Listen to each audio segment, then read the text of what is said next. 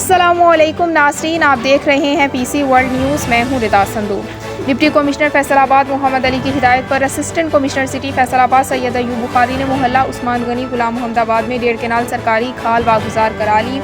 हमारे नुमाइंदे अब्दुल हमाद की तफसीलात के मुताबिक assistant commissioner city Faisalabad Syed Ayub Bukhari ने मोहल्ला उस्मान गनी गुलाम मोहम्मदाबाद में 1.5 केनाल सरकारी खाल वागुजार करा ली। अहले याने मोहल्ला उस्मान गनी की शिकायत पर कार्रवाई अमल में लाते हुए गुलाम मोहम्मदाबाद के इलाके में 1.5 केनाल से ज़ायद सरकारी खाल पर कब्जा भारी मशीनरी के जरिए नाजायज़ तजावुज़ात गिराकर वागुजार करा लिया। वागुजार कराए गए रकबे की मार्केट वैल्यू तकरीबन 1 करोड़ 50 लाख रुपए है। मज़ीद बरामदों के पर मौजूद गैर कानूनी पेट्रोल पंप को भी मस्मार कर दिया गया।